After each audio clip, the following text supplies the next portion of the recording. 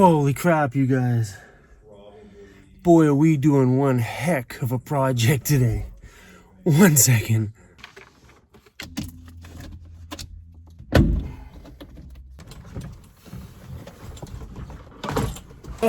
Guys, so I've been in the van taking out this big, ugly headliner, which I always hated. It's always had like gouges and it's never been very pretty. So I'm on Vancouver Island with our friend John from J5 Custom Vans.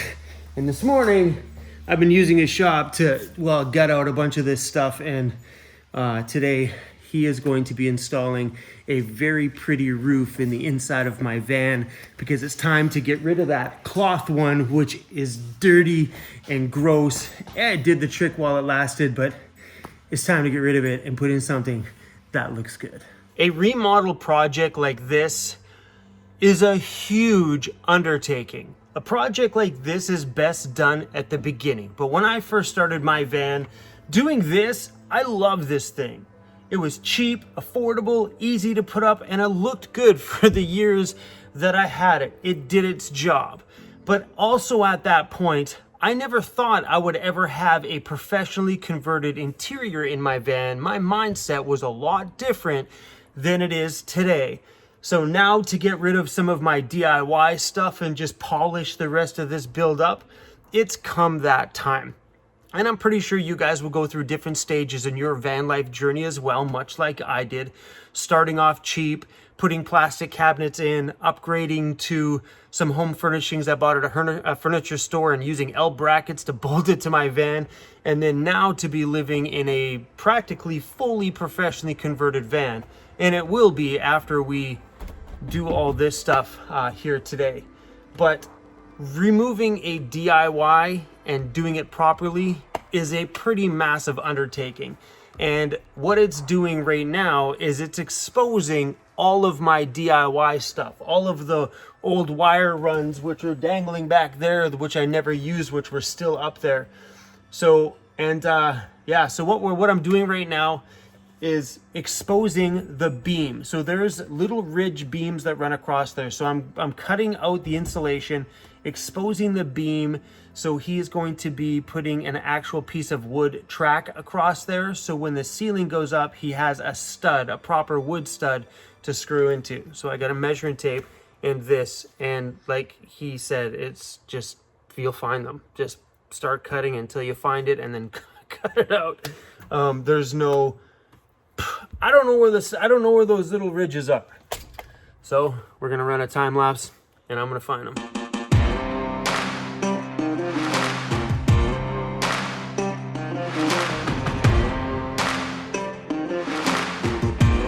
Here was the insulation that I used on the ceiling of my van. It was cheap and affordable and what I felt comfortable with buying at the time because it was in my price range. The sheets were nice and big, and to me it seemed like they were easy to use, but they are very, very messy. Like, I made a giant mess when I was putting the insulation in, and now that I'm cutting these pieces out, we have a giant mess inside of the van as well. But, so yeah, all this is just styrofoam with plastic on one side and a foil. This is my material that I glued to the roof, and a foil on the other side. So when I first moved into my van, I was staring at the foil for probably the first 8 months or whatever it was until we spray glued this material on. And as you can tell, it's not exactly white anymore. It's kind of, I am glad we're getting rid of it. So anyway, I end up finding the beam up here on the top of the roof there, cut it out. So now John's gonna be putting a piece of wood on there. So the new wood actually has some good sturdy base to screw onto.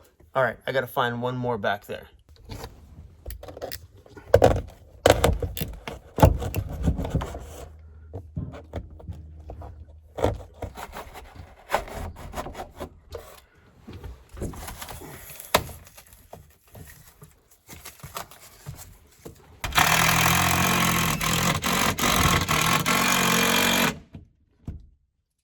Something just feels good about having, you know what I mean?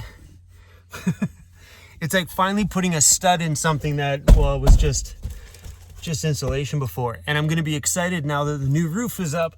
We don't gotta look at this red line across here. If you're wondering what that is, it's because when I was originally gonna put in my roof fan, I was gonna put it there, so I marked it out with something that I could see because my roof had black patterns, and I figured if I did it black and I wouldn't be able to see it, then I decided I didn't want to put my roof vent above my bed, that I would rather do it above my kitchen. So it left me staring at that thing ever since that happened. But I'm super stoked. It feels nice to know that, you know, like the roof is finally has some kind of a support system in it. Hey, what's up, Badge? I hope the hell you're working hard. I am working hard right now, actually. You know, anyway, I just wanted to phone and tell you, you know, you probably thought that video today was a real stupid subject and all that. I really enjoyed it. It was a good video. Which one? All the wildlife? The one on, you know, you're talking about your beer and your water and your knives and all that shit, and your bear spray and all that stuff. Yeah. That was a good one. I like that one. Nice. That was pretty cool. What's going on, buddy? Hey, what's happening with the house? Are we making a great big mess? I promise, bro, it'll look good when we're done. I promise. He doesn't care. Over there in the parking lot over there is one of our subscribers' houses. John just finished building that one. Maybe we'll shove our camera on that one later on today or tomorrow. What was that for, bro? You got really bad breath. Do you know when you were a puppy, you used to have really good smelling breath? Crazy.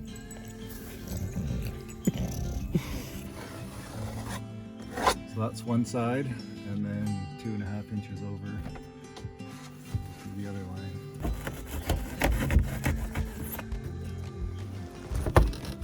So here's the wall paneling that I used. It's about $50 a sheet. This stuff here is made in Canada by MUR Design, murdesign.ca was the name on the back of this panel here. But I got this at Rona, which is a Canadian company, but I also bought the ones that are in my van on my doors and my walls. I bought them at Lowe's, which is in Canada, and they're also in the USA as well. But these panels are awesome. They're great, and they're not exactly 100% fully durable, especially when they're on my doors. They do end up chipping with little silly things. But you know what? For being just a printed top on a piece of MDF board, these things are damn beautiful. And this comes in two different shades, if that's what you want to call it. This is gray barn door wood paneling, and the other one is, I don't know, it's more like a brown and rustic, like a log home. It's pretty cool.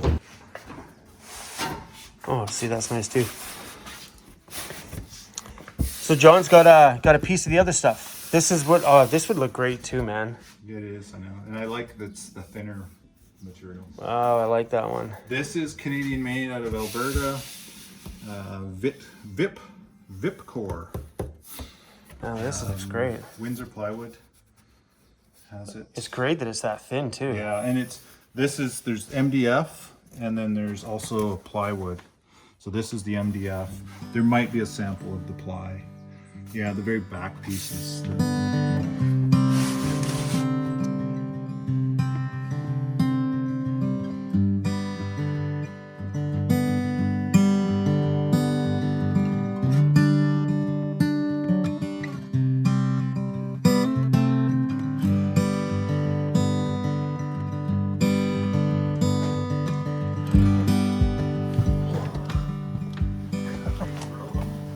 This is gonna look so much better.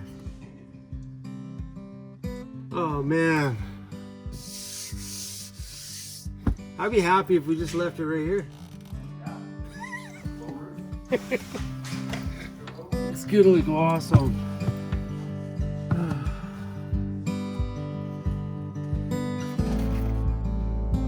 think that's the only one between you and me.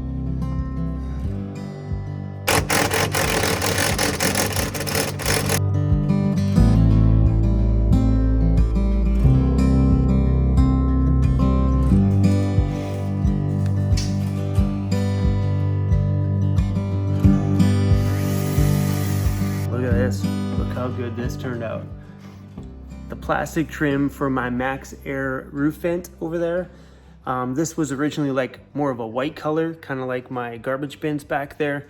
But throughout being in there for so long, it's kind of turned a bit yellow. The plastic was just a nasty color.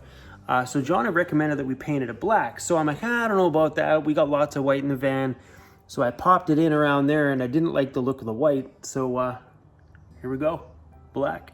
Doing this project has turned out to be a little bit bigger than I expected. But I guess that's what happens when you pull out a DIY project out of your van, especially when you're doing DIY like me. I don't know what I'm doing. I kind of just do it so it looks pretty, maybe glue a few things in, and everything just kind of works out in the end and it looks kind of pretty. But ideally, when you actually take a look at the construction side of it, someone like John or Andy or someone like that's like, oh my gosh, what did you do? But it worked. So now that we've got everything pulled out of here, we're actually going to be redoing all of my trim in my van.